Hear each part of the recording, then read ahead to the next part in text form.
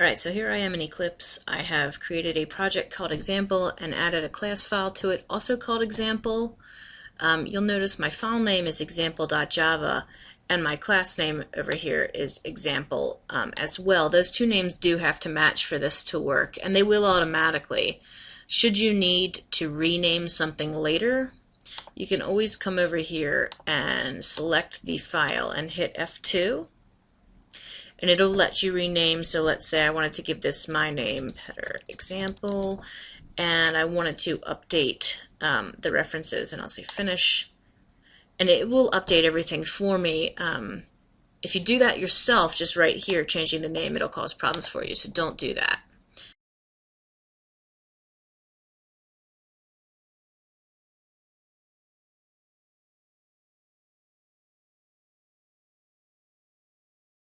Okay, so every single program that you write is going to have this main method in it, and it looks like this: public static void main string args, and it has a set of curly brackets. You'll notice that now I've got two sets of curly brackets going here. I've got the one that starts the class and one that closes it, and then I've got the one that starts the main method and one that closes it.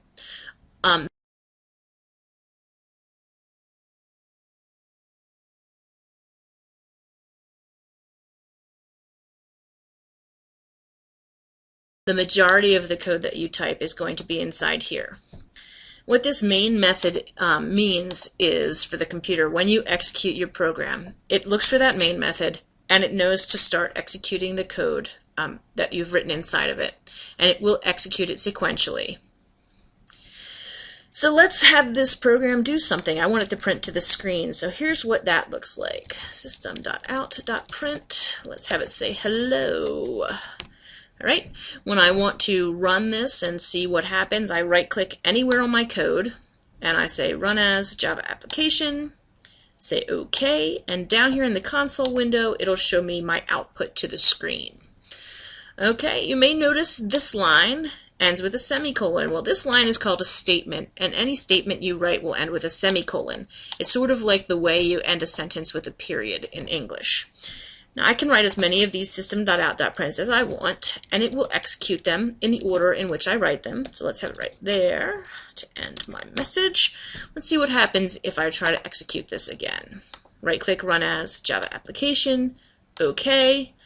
Oh look, it put the output from the second print statement directly next to the output from the first one. If I use system.out.print, it leaves the cursor off exactly at the end of the word, which is sometimes what I want and sometimes not. If I don't want that to happen, if I would like it to drop down to the next line after it's printed, I can change this command to print ln, which is short for line. Now if I've got print ln and I run this again, you'll notice after it printed the hello, it dropped the cursor down to the next line, and then when I printed the there, it appeared on that line afterwards, so they're no longer squished together.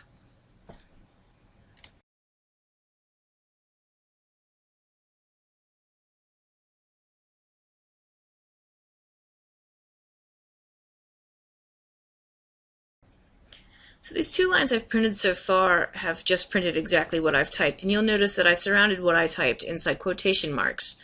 Anytime you surround something in quotation marks like this, it's called a string literal.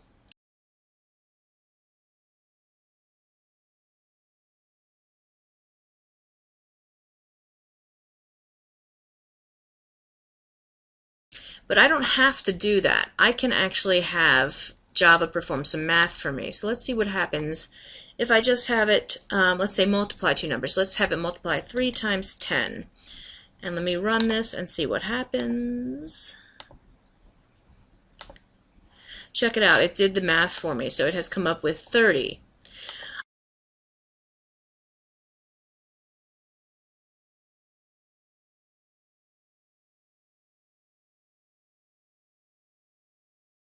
I can also combine these two things so that it prints a label and it prints out some math on the screen. So I can have it print something like 3 times 10 equals,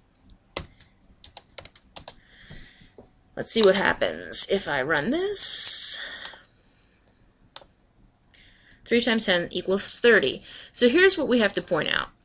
Inside the quotes is actually the problem written out, right? 3 times 10 equals. If I put quotes around something, it prints exactly that thing on the console window. Okay? If I don't surround something with quotes, and this is only true of numbers, it will do the math and give me out the answer, which is the 30. If I have more than one, I'm going to call them pieces that I want to tack together. So I want to tack this piece and this piece out on the screen together. Then I put this plus sign in between them, and it does this thing called concatenation, which just means stick two things together, and then I can output both of them on the same line and get the output that I have here.